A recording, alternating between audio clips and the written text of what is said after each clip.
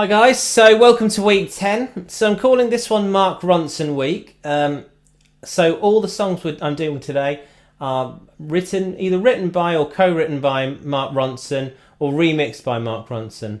So, or covered by Mark Ronson, I should say. So we're going to try his song called Nothing Breaks Like a Heart. Now this song is actually more tricky than I thought it would be. So I was torn as to whether to put this as the advanced video or the intermediate. So if you're watching now and you get the hang of it, I would also try the advanced lesson as well. All right, because they're going to be a similar sort of level, really, just different techniques. So you won't need a pick for this. It's all based around bar chord shapes. Okay, so we're going to start off by playing a G minor bar chord.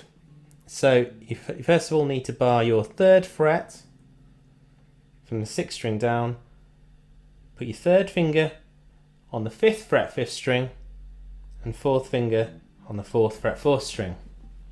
I'll just demo what we're about to do and then I'll show you how to do it.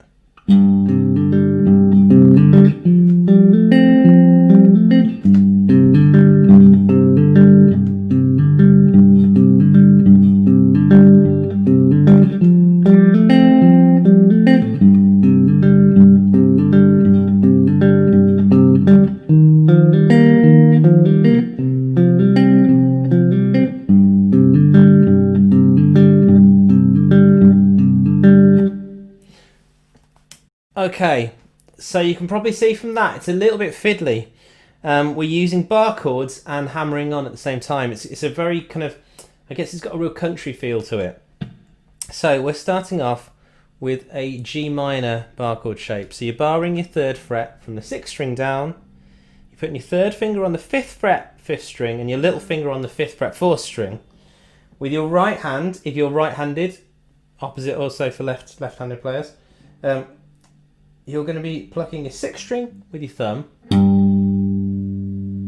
your 5th string with your 1st finger with the index finger, and then your 4th string with your middle finger.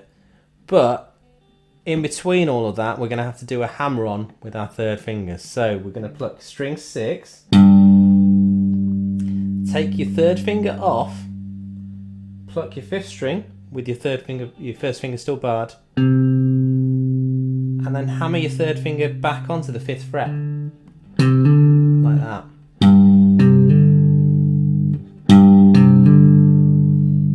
So I'd have a really good practice of that on its own. I'd pause the video there. Then play your 4th string. So you'd end up with.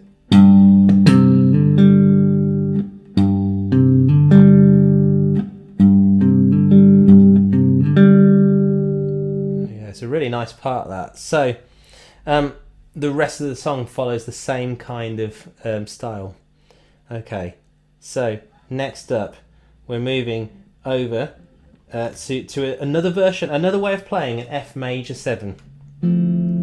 Okay, but you don't need all your notes. So the idea is we're going to bar your 5th fret from the 5th string down with your 1st finger. Then you're going to put your little finger on the 8th fret 5th string and your 3rd finger on the 7th fret 4th string.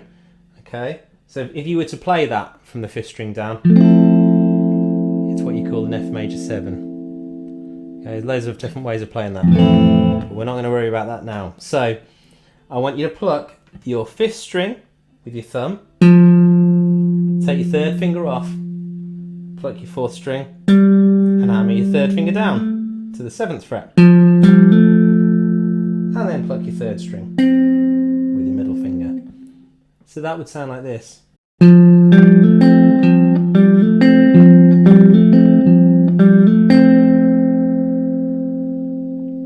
Okay, pretty tricky. You will notice your fingers start to ache a little bit with this one. Okay, in the play along video I'm going to label up which part happens at which point. Okay, so I'll label them via their chord names basically. So I would practice that sequence there. That is repeated as well.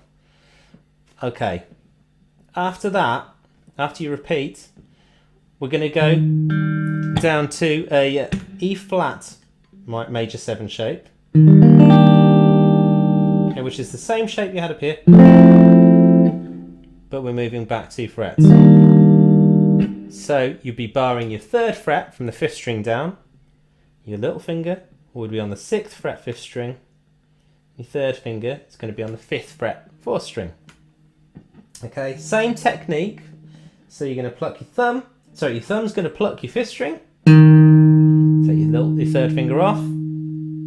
Pluck your 4th string and hammer your 3rd finger down to that 5th fret. And then pluck your 3rd string with your middle finger.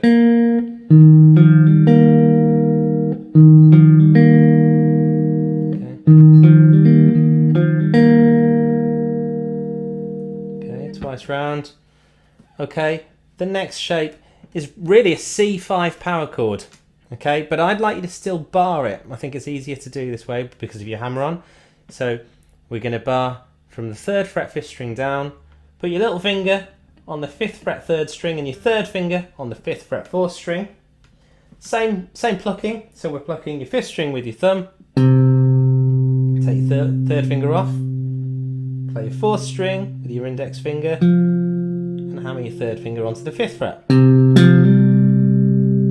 Then pluck your 3rd string with your middle finger. So the sequence you've just done would go.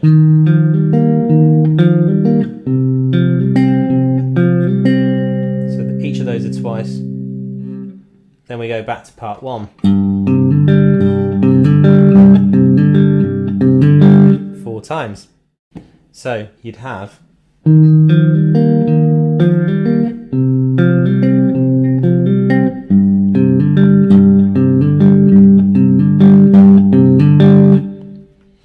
okay, so those parts are repeated throughout the song.